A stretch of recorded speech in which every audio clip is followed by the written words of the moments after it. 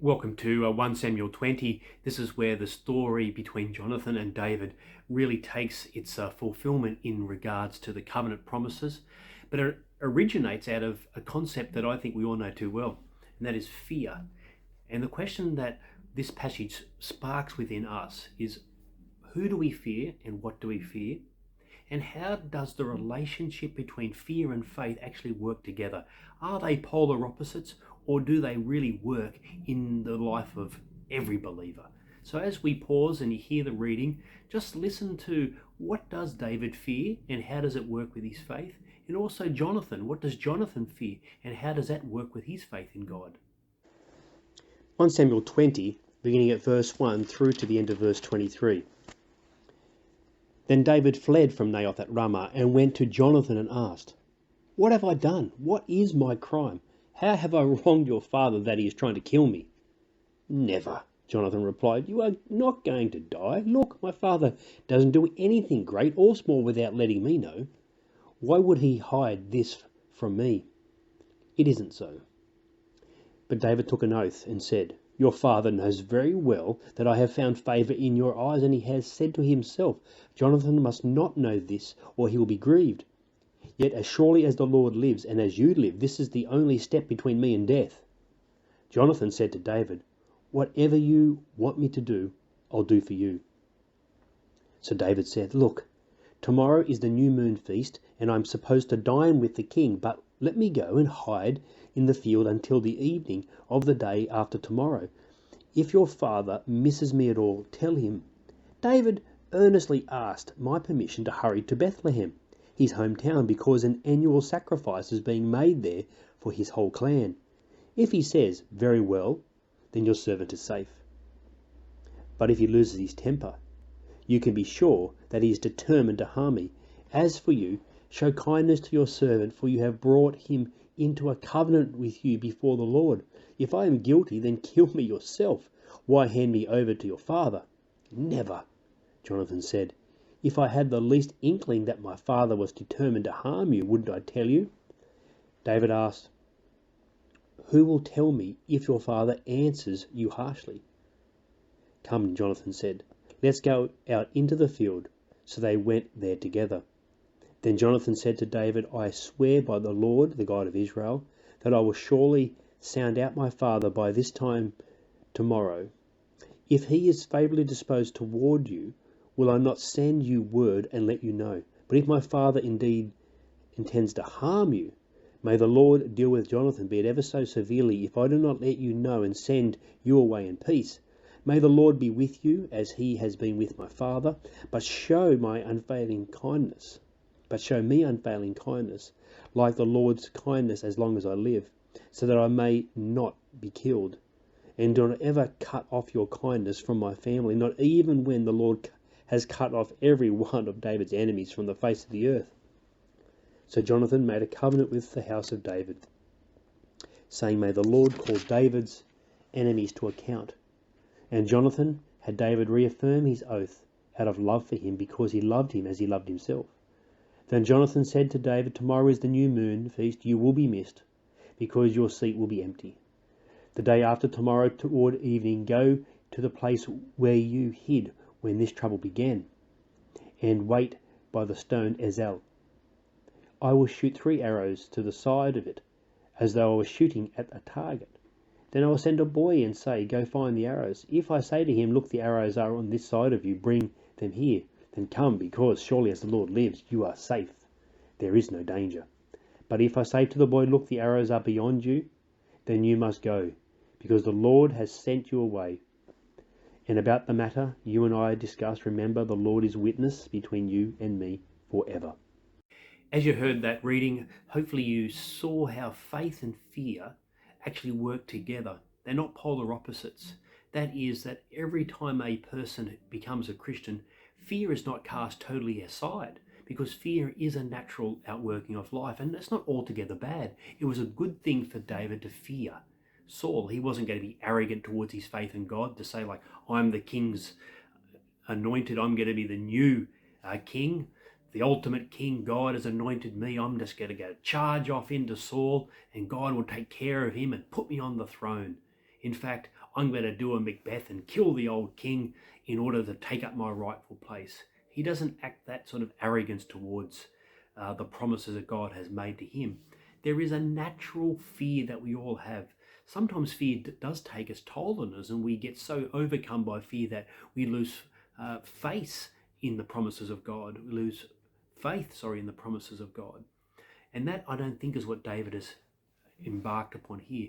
First of all, in his fear, he tries to get Jonathan to do what Jonathan did before. Go back to his father and see whether the temporary outbursts of anger and murderous intent is being waylaid, or has it continued on? In other words, has Saul's descent into murder and hate continued, or has it just been a temporary outburst? Jonathan, recognizing the fearfulness in the end, he first of all had no inkling, because Saul had removed Jonathan from his inner council regarding the killing of David, because he knew David and Jonathan had such a strong relationship. And so the last thing that Jonathan heard was way back earlier when Saul said to his son that he would not kill him. And so he believed that. But now he is getting the inkling that that may not be true. But so he goes and tests the waters. But he has still a bit of fear in his own heart. And so he removes himself and David from the indoor area where they had been speaking to outside when they're now making this covenant. And so his fear was the potential reality that, well, this is really happening. Not just really happening is David potentially being killed by my father, but if this man, David, is the king's anointed, then we're getting to the crucial bit where my own father may be forcibly removed by God. And I want to be on the side, not of my dad, but of God. Hard for Jonathan to make that decision. It's a decision he makes because of his trust in God and his faith in David as a man after God's own heart. And so the promises now, the covenantal promises he embarks upon with David, are ones about his own family, ones about the trajectory that David, being the king, may have upon his family. And so he asked David to make a covenantal promise, not merely to himself, but also to the generation to come after him. That'll be seen into the future. What did Jonathan fear? He feared being outside of God's promises, outside of God's love, and he would not have it. And so he made promises that David would be required to keep, a promise that David himself would uphold the desire to fulfill, a promise that would be finally fulfilled in Mephibosheth in a few chapters later. So what do you fear? We often fear safety, we fear loneliness, we fear being left out of relationships.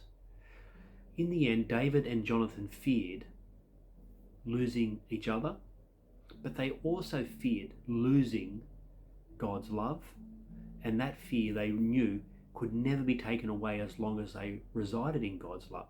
And so Jonathan and David did that together.